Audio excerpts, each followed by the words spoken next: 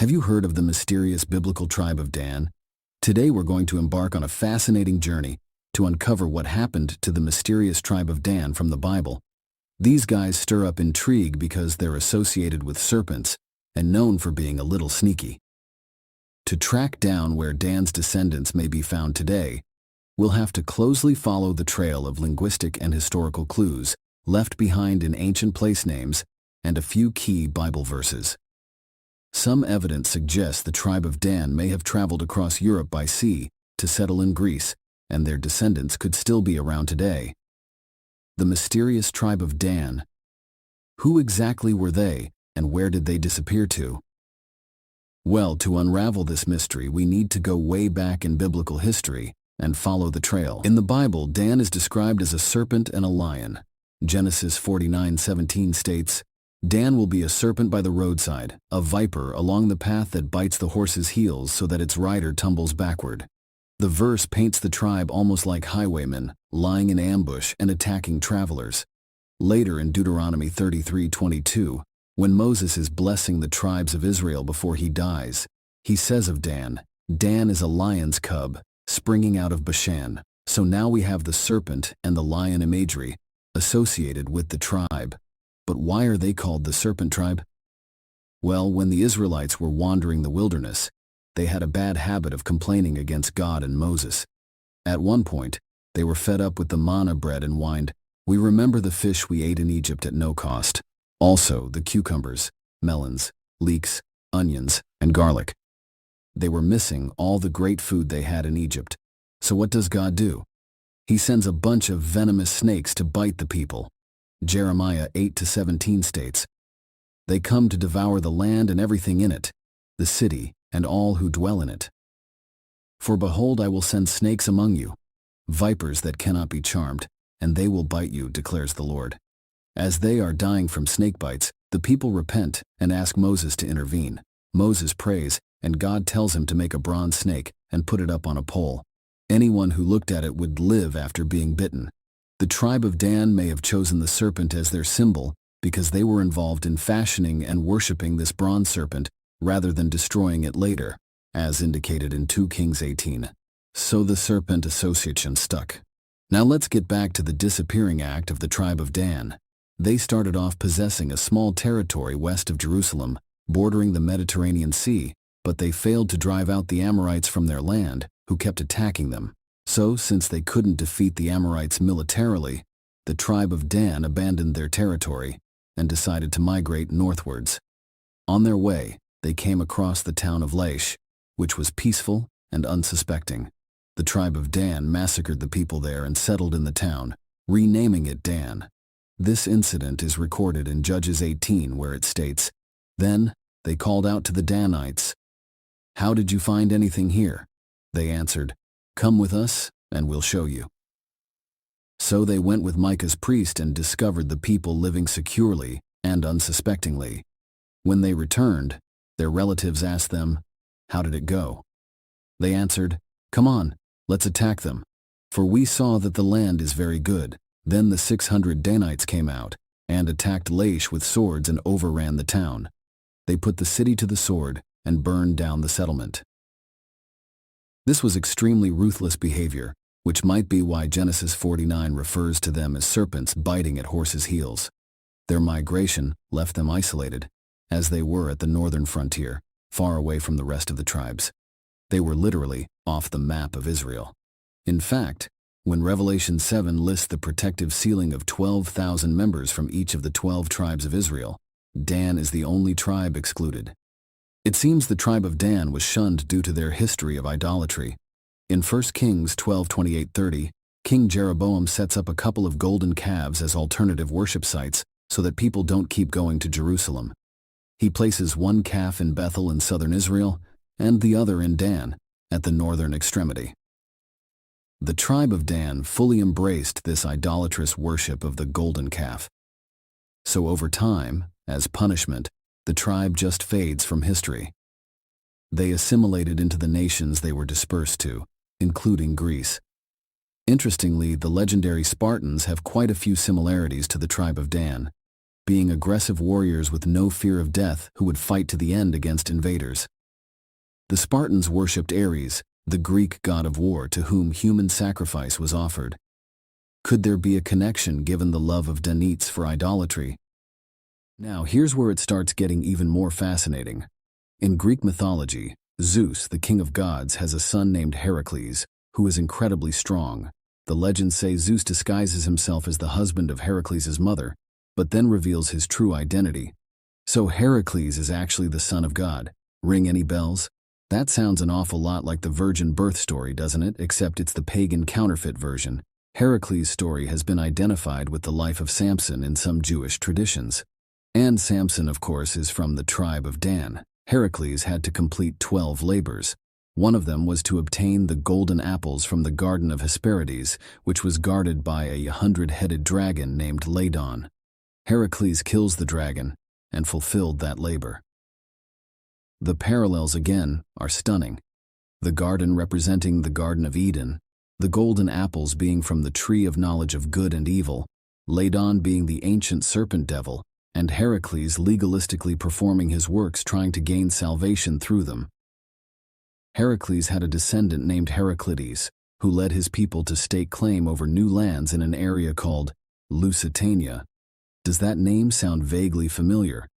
Look at where Portugal and Spain are on the map, right over there. The Lusitanians spoke a language called Lusitano, or Lusitanian, which just happens to sound an awful lot like Latin, the root language of all Romance languages of the Mediterranean area, including Spanish and Portuguese. Another variation of Heracles' name was Hercules. And the symbol associated with him? The Pillars of Hercules, which stood on each side of the Strait of Gibraltar. In other words, at the gates of the Mediterranean Sea. The Rock of Gibraltar itself has a spectacular network of tunnels inside, built over 1,000 years ago. Who does that remind you of? The tunnel-dwelling Danates migrating underground. Furthermore, Hercules had a grandson named Dardanus, who colonized a region in Asia Minor named Dardania. According to legend, Dardanus received financial backing from King Teucer. Does that surname seem familiar? King Teucer was from the Isle of Crete where Minoan culture existed. You know, the folks who performed bull-leaping rituals and had mythic stories about the Minotaur. Dardanus's great-grandson Tros married the daughter of Scamander, the local river deity. And their grandson was a little fellow named Ilus, who decided to build a tidy little town right next to Grandpa Scamander's river. A town called Troy. So the elements are falling into place here. Heracles, a possible Samson figure, his descendants moving westward after the diaspora into Spain, then heading east across the Mediterranean into Turkey, finally settling down and establishing the city of Troy, which gets us closer to the tribe of Dan's modern location. Now, after the city of Troy fell in the famous Trojan War, the surviving nobility supposedly fled north and west into Europe. They integrated with local tribes and called themselves Sicambrians, meaning rabid wolves. Doesn't Dan get compared to a lion and a wolf in Genesis 49:9? You are a lion's cub, Judah. You return from the prey, my son. Like a lion he crouches and lies down, like a lioness, who dares to rouse him? So the Sicambrians trekked all over France and Germany, eventually settling near the Black Sea in an area called Danubia, known today as the Danube River Basin. They left altars with dedications to their ancestor, Samathes, who was a primeval fire deity, considered the father of the Druidic tradition.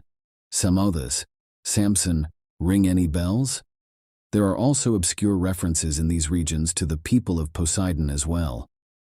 Now, after Emperor Constantine converted to Christianity in the 4th century, the scatterings of Danites in Armenia and the Balkans region came under the umbrella of the Byzantine Empire.